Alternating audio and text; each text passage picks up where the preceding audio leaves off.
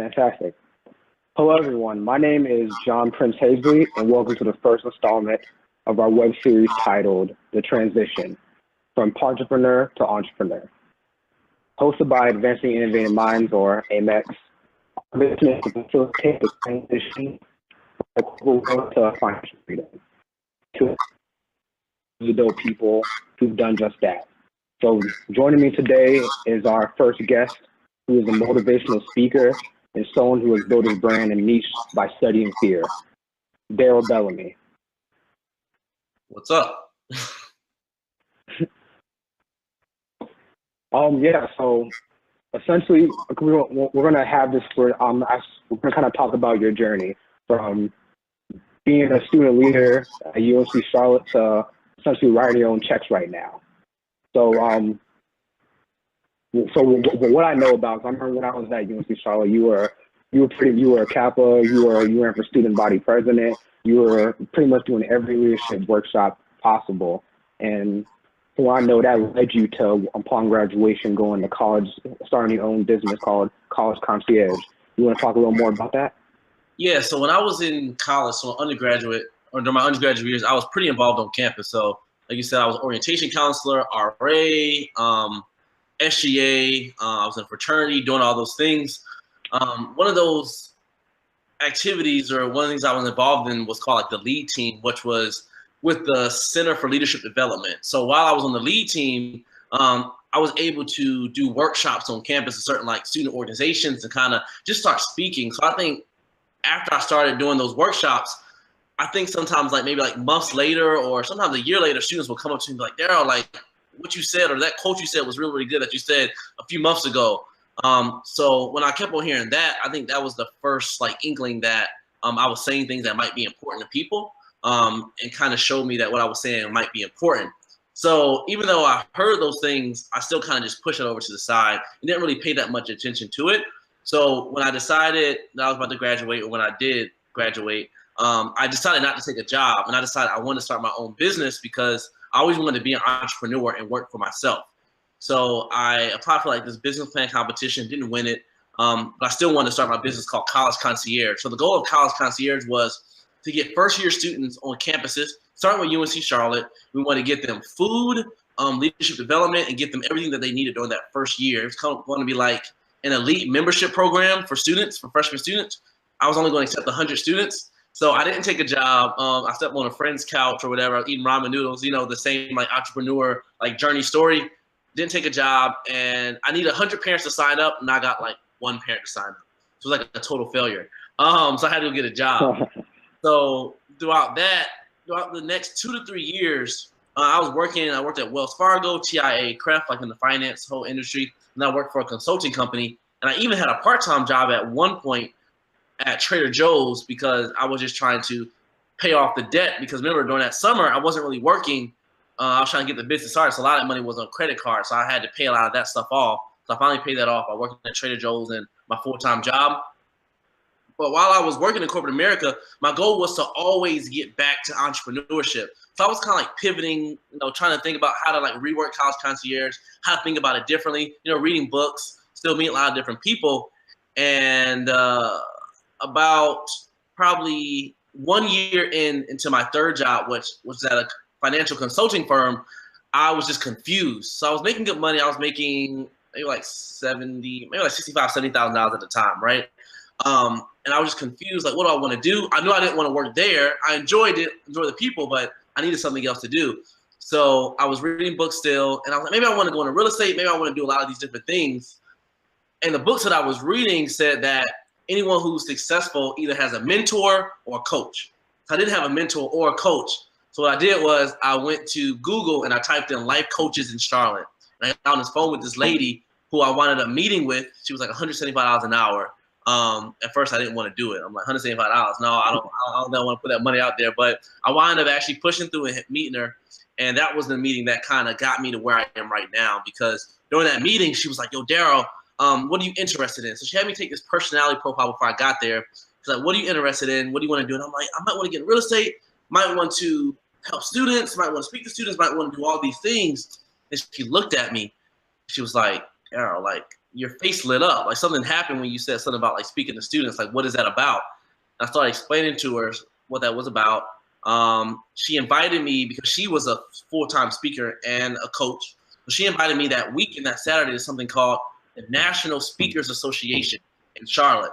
So the National Speakers Association is where all like professional speakers who live in this area like hang out like once a quarter. We all get together and we learn about the business behind like how to build your speaking business, like books and contracts and all that other good stuff on how to build that. So I went to that meeting that Saturday. Remember, I just met her on Wednesday. Went to that meeting on that Saturday, and I looked around the room, and I was definitely the youngest person in the room.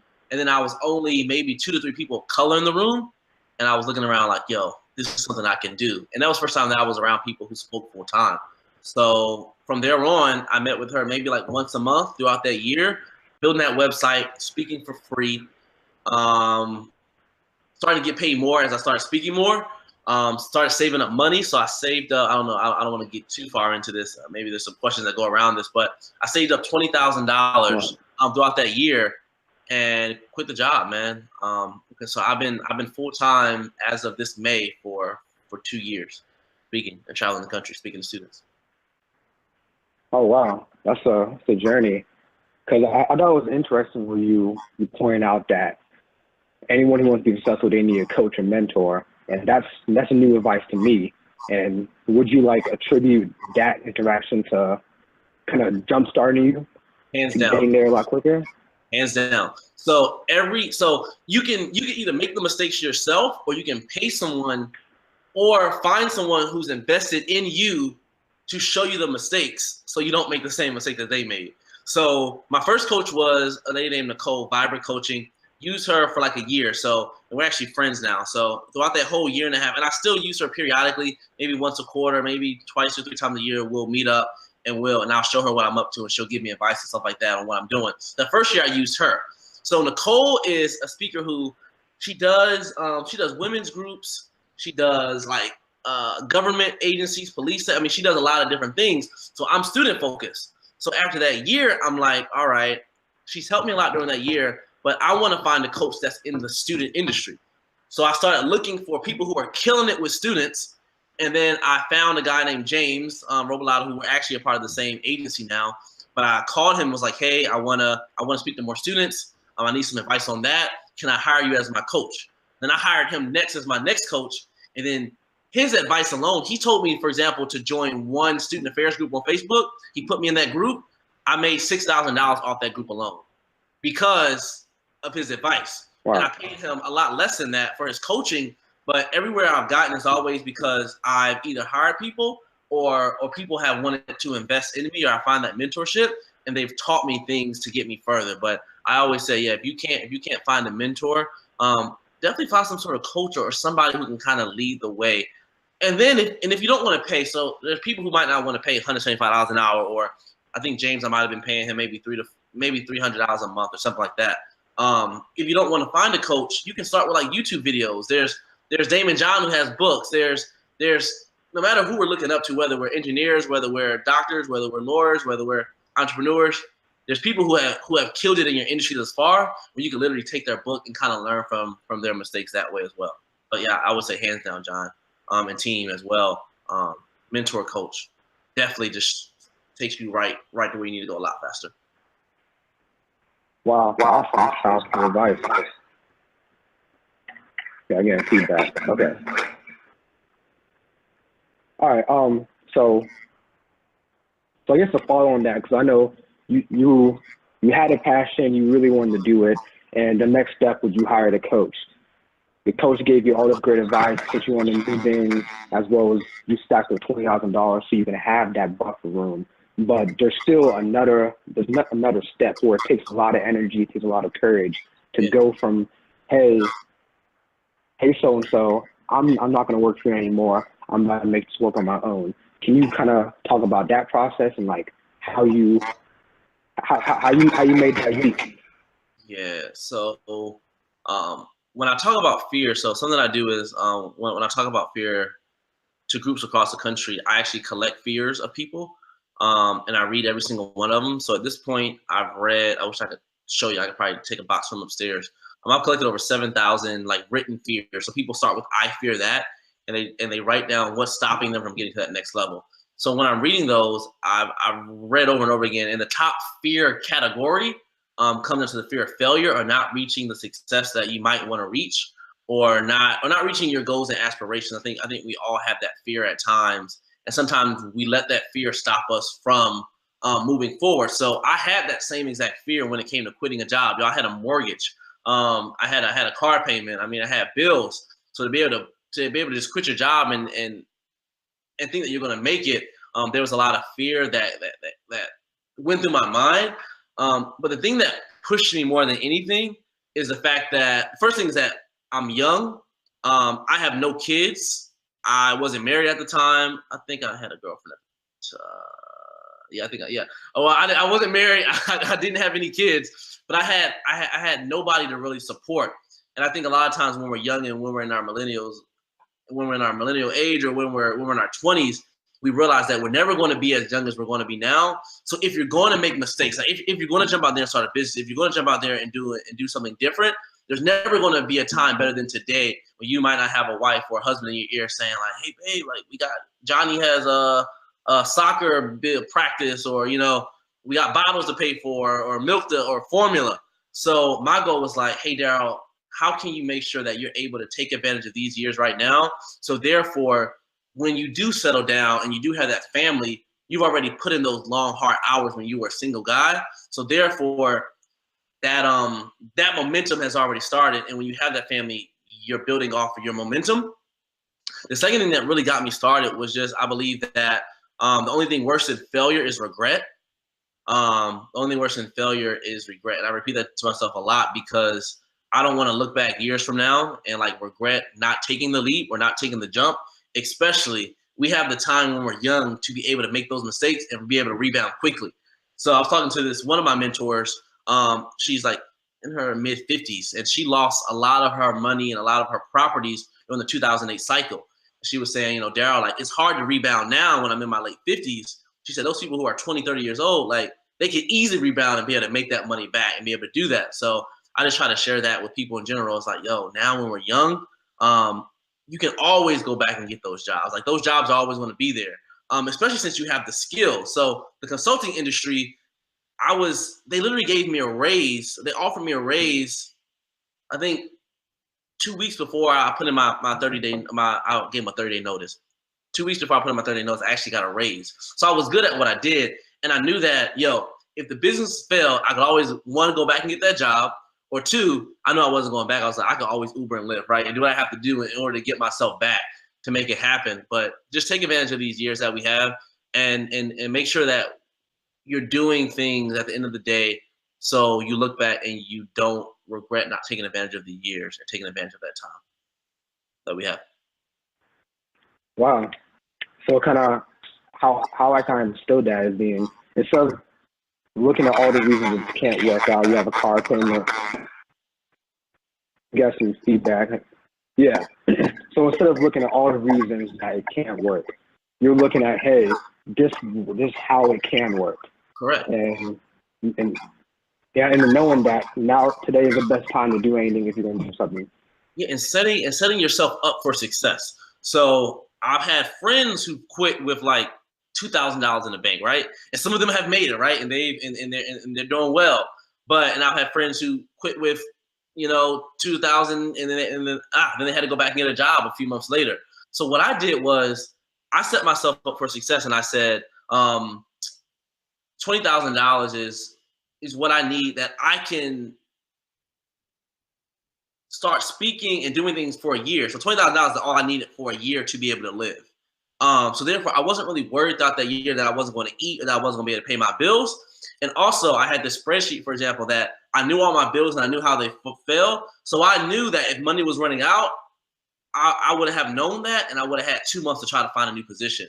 So I saved up that money, so I wasn't necessarily worried on that time. So if you're going to quit, or if you're going to leave that next position, make sure you're setting yourself up with like funds. And I've had literally 2 friends since I quit, who one friend quit their job 2 months ago, and another friend quit their job a month ago using the same strategy. So you save up that money, and you start getting business, and then you're able to leave and go from there and quit.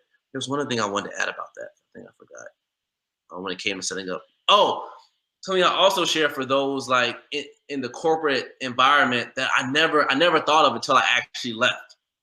So for example, you're actually, for example, let's say I was making $70,000 right now, in corporate America. Think about how much money you're actually bringing home. Because here's the thing: after I quit my job, I was making less speaking than I was in corporate America, but taxes weren't being taken out, so I was actually making the exact same amount of money I was making in corporate America. I was able to take a loss. So therefore, I wound up making the same amount of money I was making in corporate America, even though I wasn't making that same amount. So let me explain that. So let's say I was making $70,000 in corporate America. I was really only bringing home after taxes with that 70, maybe, I want to say they usually take 30%. I'm not a huge math whiz, but maybe I was bringing home $30,000, $35,000, $40,000 after taxes. So a lot of times when we see this number in our head and we're like, some of y'all might be even making more, like I'm making $100,000. How am I going to be able to survive making 100? You need to think about how much you're actually bringing home at the end of the year. And it's a lot easier to get to that number than anything else. So what happened was when I quit that job and I made less, I was actually able to claim a loss that first year. I was able to get like 3 to 4 because I was working that year and they were taking taxes out of my work check. I was able to get back a tax check for like $4,000 to $5,000, based on the fact that I was working that year. So I want you to think about it differently when it comes to the amount of money that you're making now, and not trying to necessarily match that amount. Think about what's that amount that you need to live, and go from there. Okay, that's interesting. And I kind of want to go back. You mentioned while you were in school and when you started college concierge, you were reading books, and you were on top of that to kind of get more information about like how do you organize your finances and like learning more about your industry. You want to highlight any books you've read? I can start with the classics like The Think and Grow Rich, How to Win Friends and Influence People. I'm always reading. Let me pull up Audible real quick. I'm always like reading new things. There's a book by Brendan Burchard called High Performance Habits that I've literally listened to 2 to 3 times. He actually has an assessment that you can take. So he studied like high performers in different industries, and he actually has like a validated, like science validated quiz or something that you can take that lists like the top performing habits that high performers, people who like kill in whatever industry there is, and he rates you in those activities. And then throughout the book, he actually gives you actual strategies in order to become better at being a high performer. So that was a book that I've read. My phone actually died, so I can't even. So that's one of those books I'm trying to think of. I literally have a bookshelf over there of a lot of different books that I've read. What I've started doing this year is actually like rereading different things to make sure that I'm actually containing the information. Another book I would recommend is Relentless, From Good to Great to Unstoppable. So Relentless is a guy, it's written by a guy named Tim Grover. So he was the personal.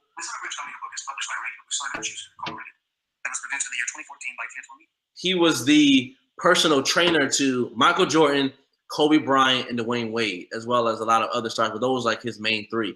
So he talks about like the difference between like the mindset of them compared to other players and other people in different industries.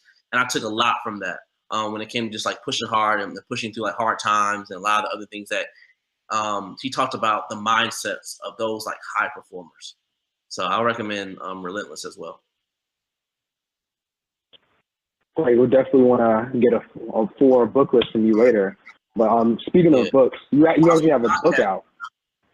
And I would say podcasts as well. There's a podcast I listen to by Lewis Howes called School of Greatness. There's also another book called The Miracle Morning, which is all about how we wake up and what we do in that first hour or so, and making sure that your morning literally propels the rest of your day. So the Miracle Morning is like a 5 like strategy thing that you can do in order to make sure that your morning starts off right. So I've literally brought maybe like 10 to 12 copies of that book to give out to friends as well. So check out The Miracle Morning. If you want to like, a lot of people say like, I'm not a morning person, but that book proves that anyone can be a morning person if you use these strategies to get up and get work done before that day starts. Cool. Can you talk about the book you wrote? My book was written about 2 years ago. It's called Waking Up Chase. So I speak to students predominantly, and I wanted to write a book to show students, and a lot of adults have read it as well and got a lot of great value out of it, because the stuff that I write in it can be applied to whatever age group. But the book is called Waking Up Chase. So I want to write a book in order to help students to be successful, not only in college, but after they get out of college, with true tenets that they can use to actually propel them forward. So I was going to write a nonfiction book, like how to do this, do that. But then I thought writing a story that they can read or that we can read would be a lot more interesting. So Waking Up Chase is a fiction story about a student named Chase who wakes up one day. He's a freshman in college, and he realizes that he's 4 years into his future. And that day, he's going to be mentored by his senior year self. So his self 4 years into his future. And his senior year self is teaching him what it took for him to be successful those past 4 years.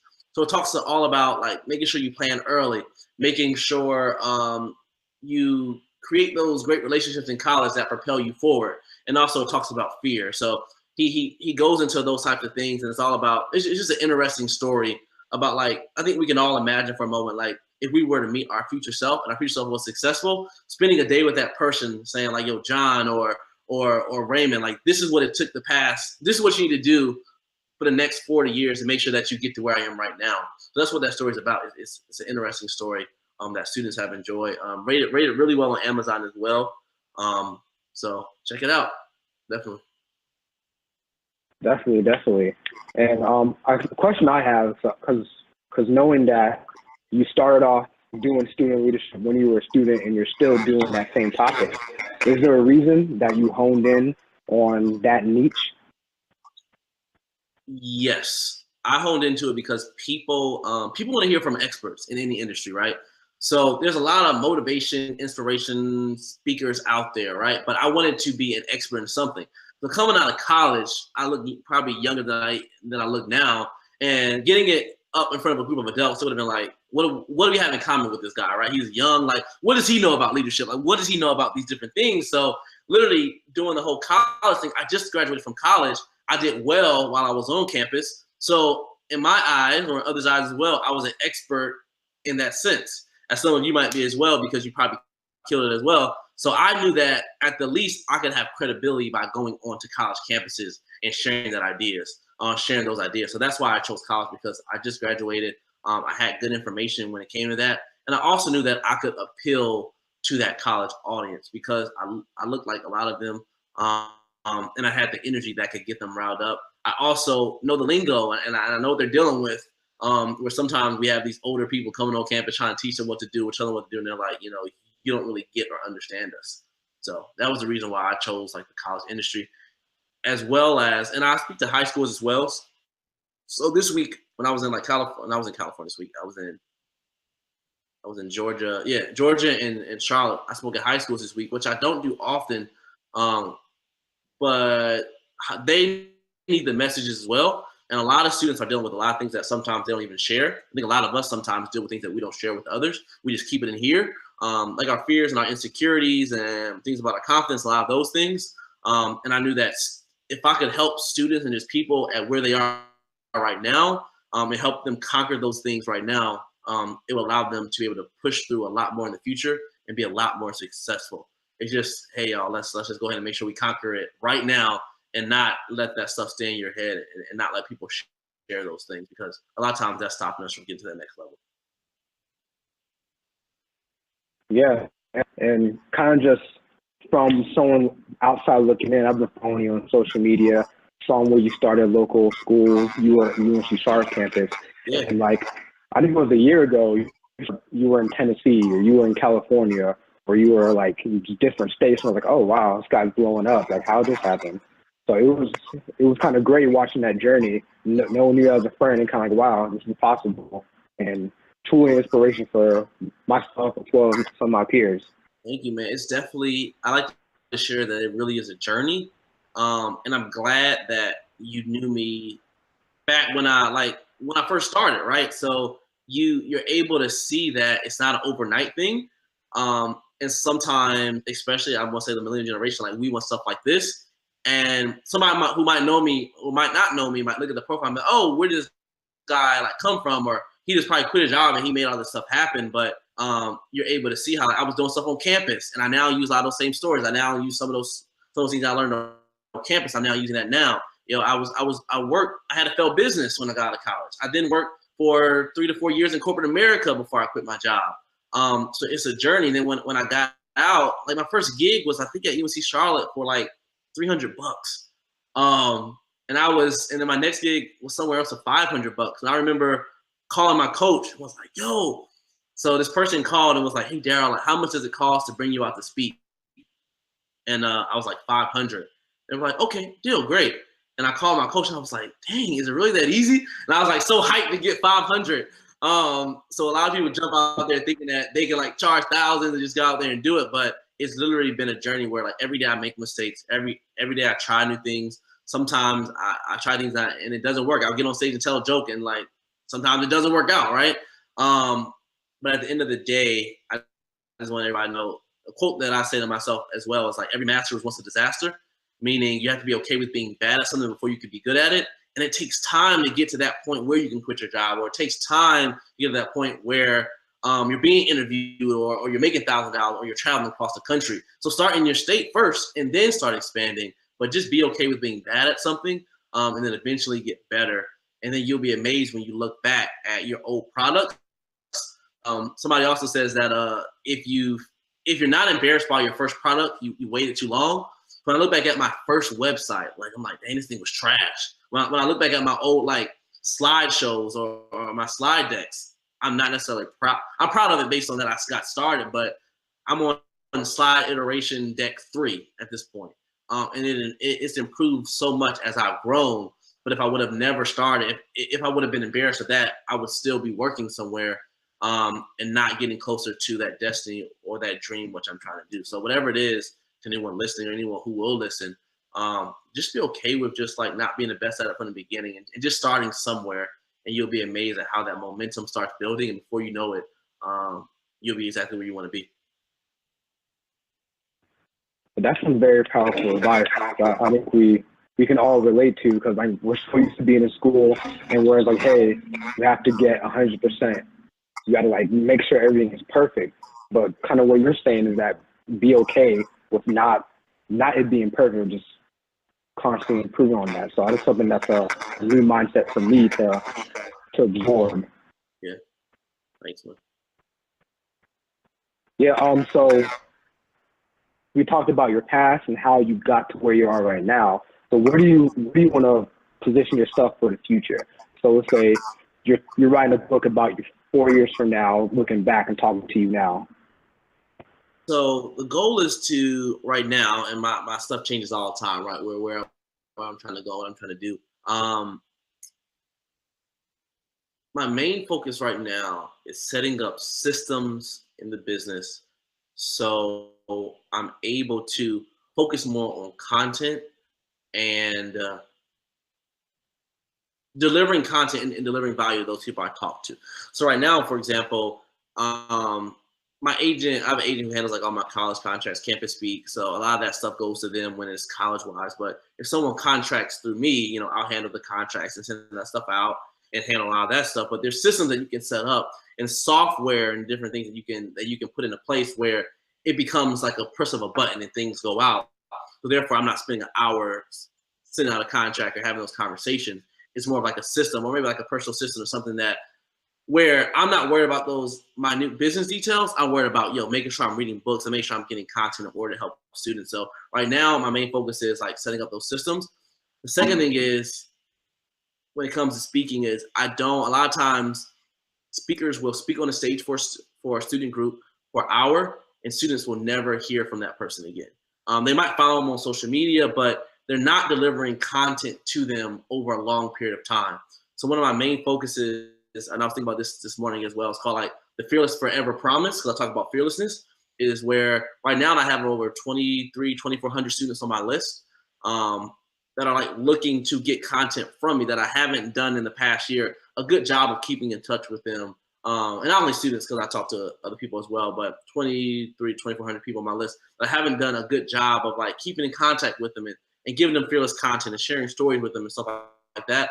So I want to make sure that everybody that I get in front of, they know that I'll literally be with them. And I say this now, either until they die or I die. So I'll always be sending out emails throughout the next 20, 30 years. And as I grow in this industry, I just want to make sure that I'm definitely keeping in touch with people. And I'm really big on like transformation. So in the future, I see myself not doing as many like 1 hour keynotes. I see myself doing more like day-long events or conferences, or like fearless retreats.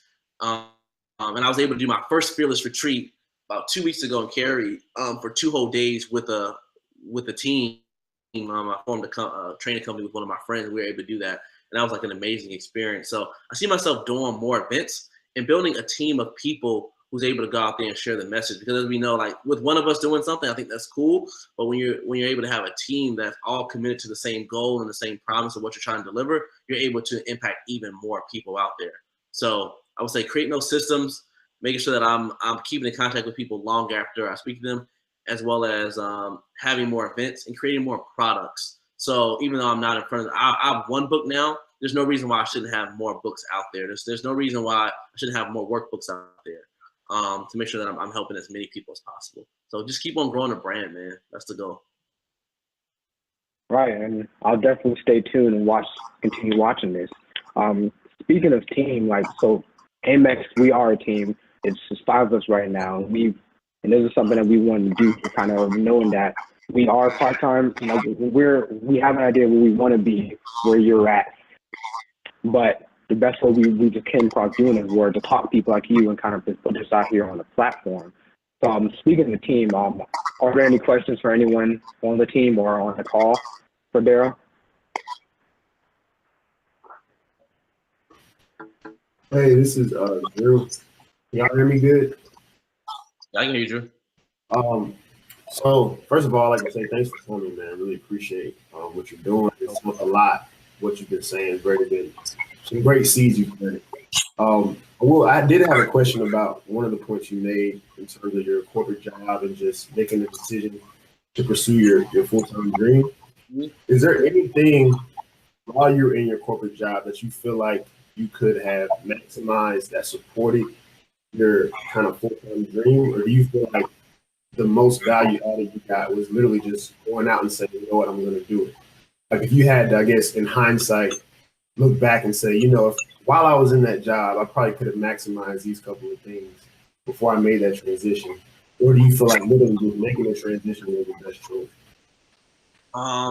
Good question. So let me answer, and then or let me try to answer, and then you let me know if this is where you want to go with this. So the first thing I say is that every job that I had, so my first job was at Wells Fargo. I was a loan processor. My second job was at TIAA CREF. I was doing like retirement products, like on the phone talking to people, talking to everything, Drew, from like, what's your balance? They would ask me to, I'm retiring tomorrow. Like, what do I do? And I walked through that process.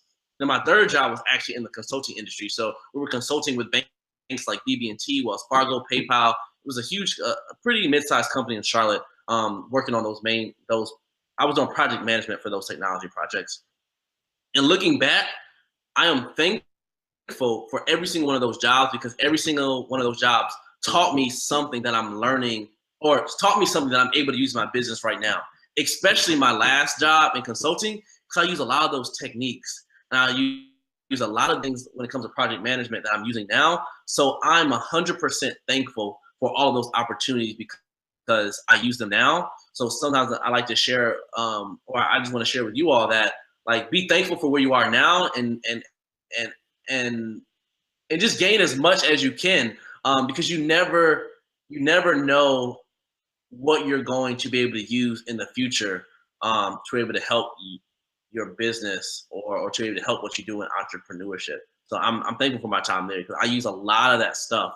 And if I would have came out, and I'm also thankful for that failure when it came to College Concierge, because I really wasn't prepared coming out of college. Really, I would have made it work, but I wasn't really totally prepared to run my own company. But after literally being in companies for a while, I was able to learn things that really set me up to be able to really come out and really be able to make it happen. So your question was there anything I wish I would have maximized while I was there? I think I maximized everything. So I had my relationships there. And the only thing that I did maximize that I would recommend everyone to do it is that all those companies that I left, I always left on a good note. So even with that last company, I realized that, and they told me like, yo, Daryl, like if it don't work out, come on back, man. We have a job for you. So I gave them a 30-day notice. Like my boss, we were close enough that she literally knew. I told her like 60 to 90 days before that I was leaving because we were that close. So literally, I kind of trained my replacement. So I trained my replacement, and then 30 days before, my replacement was kind of already knowing what I had to do. And 30 days before, we told the big boss. So literally, someone like flew into my position. So I set them up for success. So did that answer your question, or do you want me to go a little bit deeper in anything? No, I think that answered it pretty well. It sounds like even though you had future dreams of running your own business, being in corporate America still kind of sets you up for success. Hands down.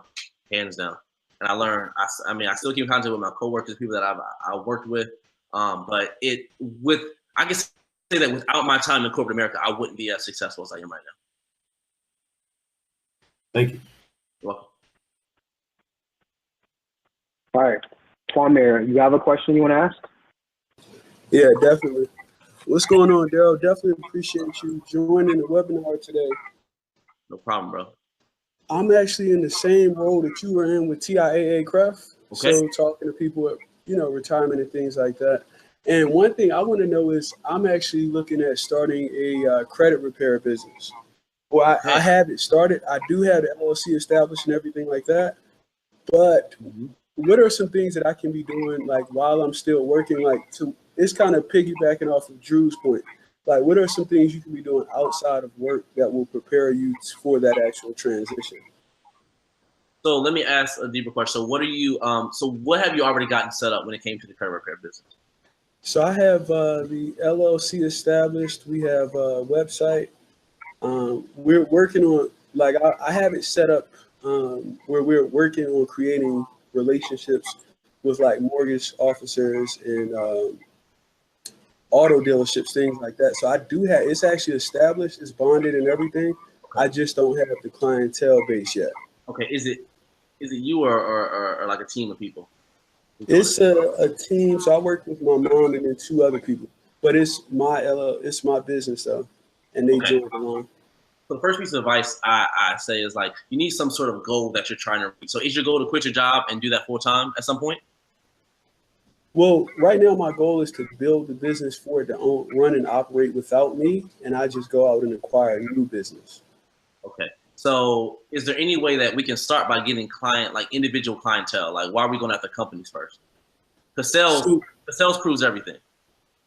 So yeah, I would actually be doing the sales with the actual loan officers and auto dealerships, because most people, you don't just go up to someone and say, hey, you need your credit repair.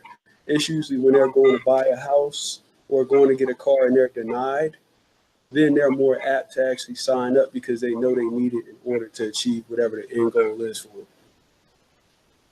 But just getting out, okay. So I know a few people who do the credit repair thing, and I'm trying to say is that there's a lot. So right now, I feel like we're waiting on those companies, right, in order to. Yeah. So I want to see if we can get a few people in order to test. Not test out the concept because we know you can do it, but like be able to get those first testimonials, right? So are there individuals in your life, and at this age, we know there's probably some students, or not students, but people around our age who probably millennials who maybe got credit cards in college or who made bad decisions, or we know a lot of people who might be trying to buy homes right now, individuals that we can help in order to get those first testimonials for the website. Yeah, so get that credit. Right now I have 3 testimonials. Okay. But I'm trying to expand it more and like really, because we have everything set up to where we're ready to take on, 20 plus clients right now. Okay. We just don't have the actual first contract. I feel like, our thing is building, people seeing the value in the actual, getting their credit repair and understanding how impactful it's going to be down the line for them. Getting those first contracts. I'll have to think about it. We can maybe talk offline about it, kind of go to go deeper. Because once you get that first contract, it literally propels from there. Yeah, and if we need to talk offline, definitely that works. I know that's on the spot, but that was a detailed question. So yeah, we can. I think we can talk to you about it and let me kind of go deeper in. Okay. Yeah, that works. Yep. Cool. I know AJ has a question he wants to ask. So go ahead, AJ. Hey, first, just want to say thanks, Daryl, man. This is really good insight. You know, I'm learning a lot. I'm over here taking notes. You know, so my question is, you know, as we think about the transition from working to being a full-time entrepreneur, you talked about some of the things you have to have in place. So make sure you're set up for success financially. So maybe having that money saved up. But what would you say are some other things in terms of mindsets or habits that you should start building from when you were working in corporate to being an entrepreneur? For example, your life probably isn't as structured as when you were working a 9 to 5. So what are some of these mindsets or habits that you should have to be a full-time entrepreneur? I think some of those mindsets, this is AJ, right? Yep. Yeah. Some of those things just come automatically, right? So when you're looking at your bank account and you're like, I gotta sell, it kind of makes it easier to kind of get up and make that stuff happen when it comes to like getting on a phone call and making sure that you're being productive. Being transparent. One of the biggest issues that I still kind of deal with 2 years in is making sure that I'm still staying focused and not getting distracted. That's why over a year ago, I got a co-working space at this place called Huga in Charlotte, where I'm able to not sit in my living room and work, but I'm able to kind of focus at another place. So you kind of learn those things as you kind of get out and learn what it is. But that's still a struggle of mine right now, is making sure that I'm staying focused on the things that I need to do on a daily basis. So I say overall mindset, just being able to have that discipline, that daily discipline to get up. So I still get up fairly early. I have a trainer that I'll train with in the morning, which means I have to get up right to train with him. And then knowing that daily routine and planning out that day. But overall mindset, I think the mindset just kind of like comes when you're pushing those limits where you have to make sales. Because once you're out there and those sales have to come in, it's kind of like that pressure that kind of pushes you forward. So I would also add probably like confidence. And I hate saying confidence because that's like a buzzword. I have confidence in yourself, but you really, it's hard out here. And it's not, I think sometimes people make it look easy that you're out there and you can just get the sales. But sometimes like during that first year, there were times where I was close to like, I'm thinking, yo, if I don't get this contract, if I don't get the speaking contract, I might not be able to make it to December. And luckily things came in and things kind of like flowed. But I talked to a lot of other entrepreneurs in general who want other, people who are about to jump out there to know that, sometimes it's hard and sometimes it's difficult, but you have to realize if you really want it, like what is it really going to take and what are you willing to put yourself through mentally in order to actually get there? Yeah, no, I agree. And the reason I asked that question is, to Drew's question before around, or I forget who asked the question around what could we be doing now, or what could we have taken from our corporate job to bring to the entrepreneurship world? I think about some of the more intangible things that we may overlook. For example, if you're working in corporate, you may have goals that you have to reach every year. You may have a one-on-one conversation with your manager on how you want to progress. And so I think those are certain things that, like, when you go out on your own, don't forget that. Don't forget to set goals. Don't forget to hold yourself accountable, because I would imagine you're in a more unstructured environment now, and you have to create your own environment almost to succeed.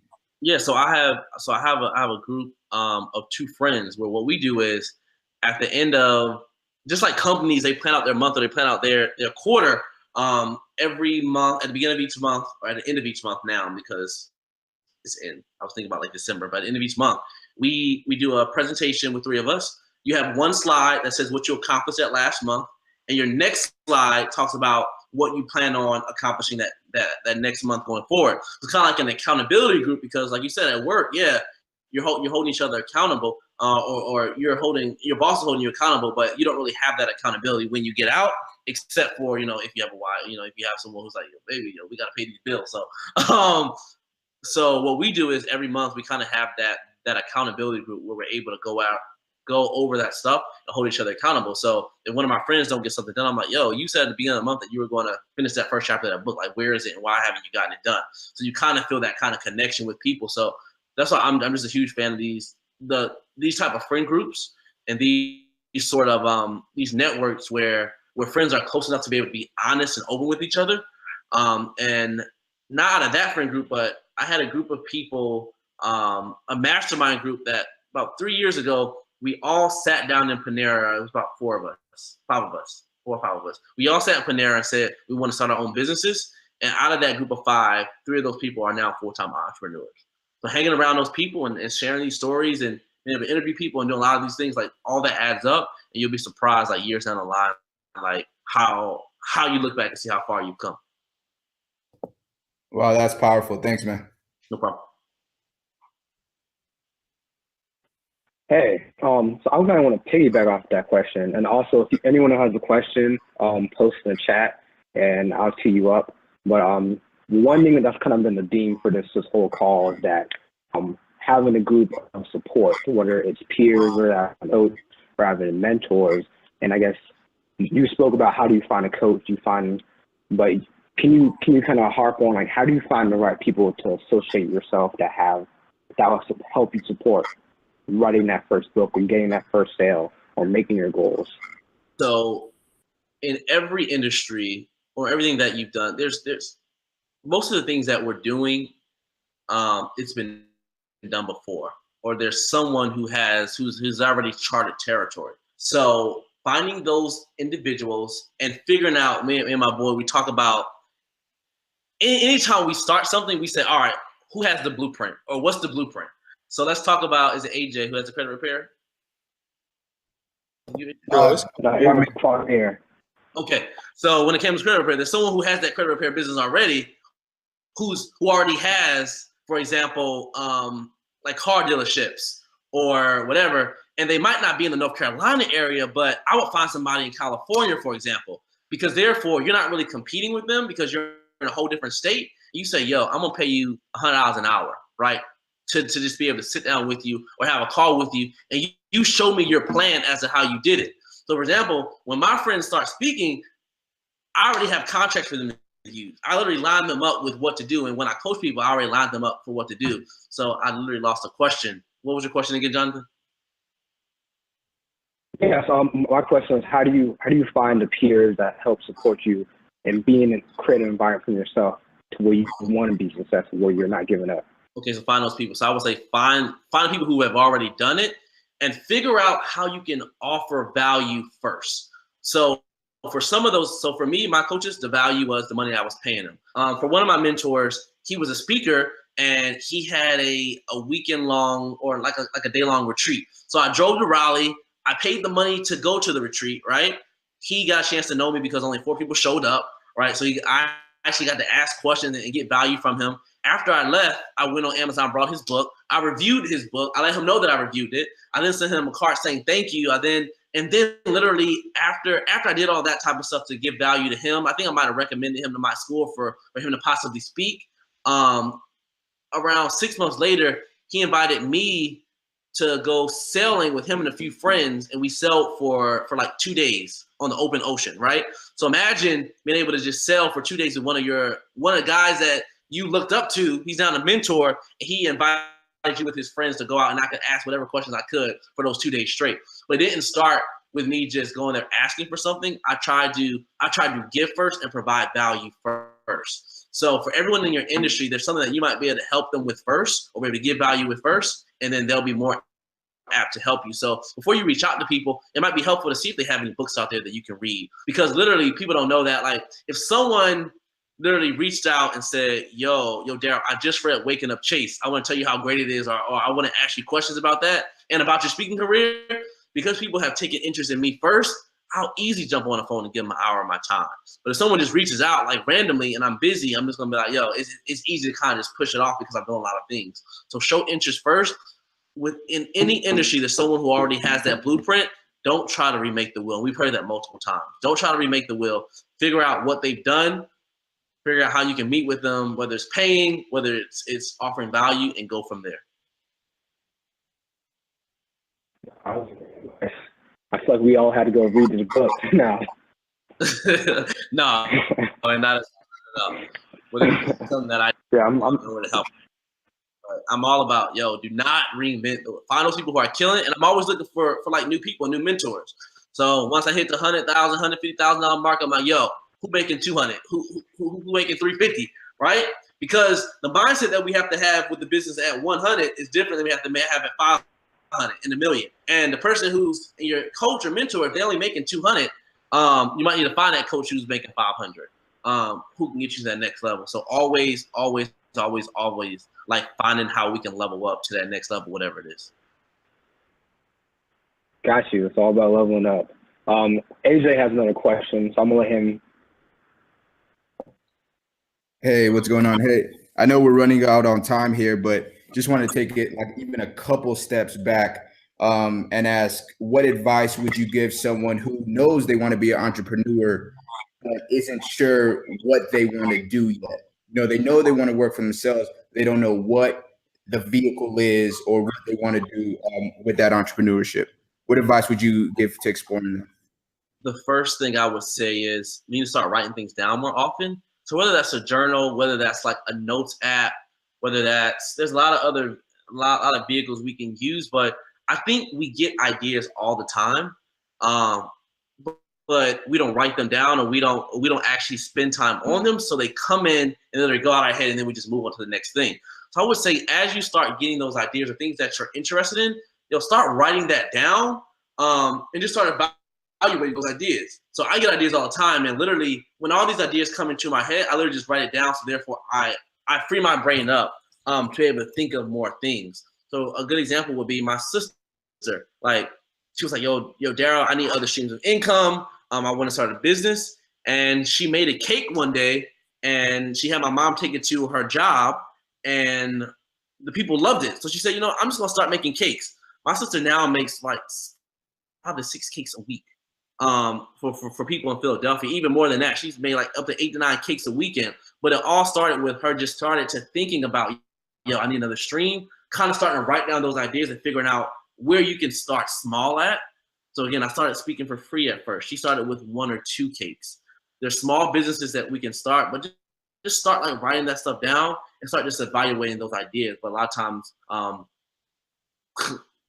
they just come into our head and we don't kind of think further about it.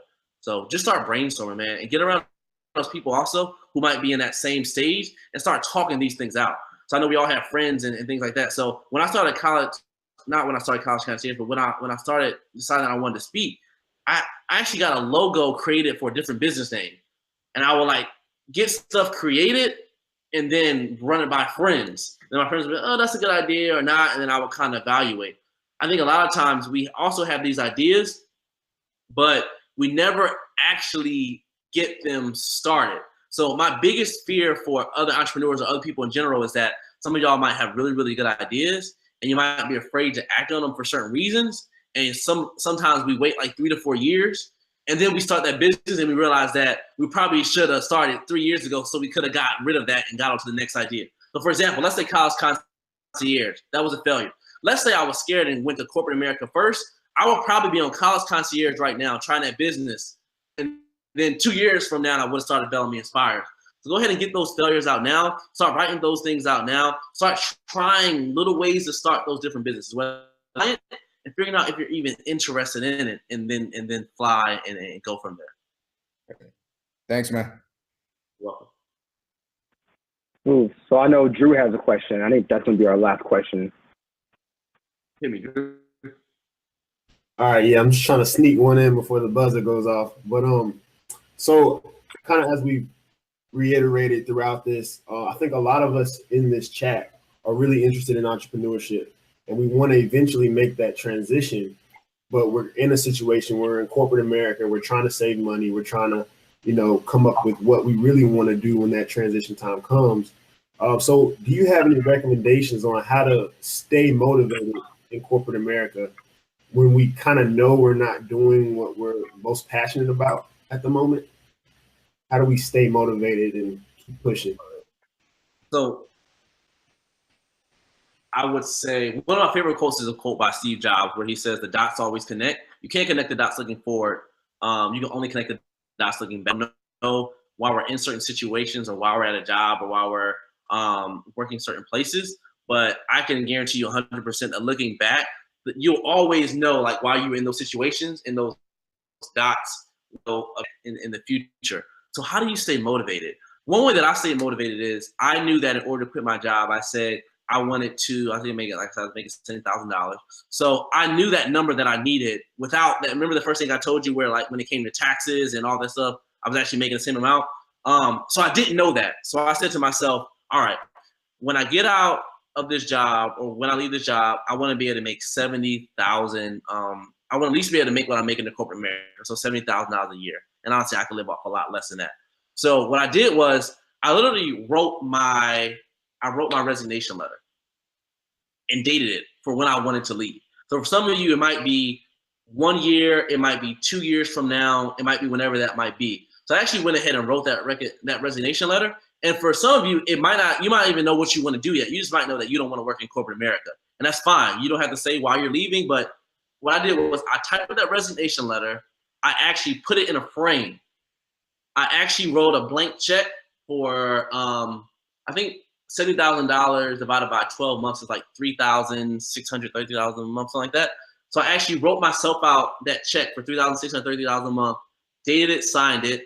I put it in the actual frame, and I actually put it up on my wall. So every day when I walked out the door, I saw that resignation letter saying I was about to leave. And it's crazy.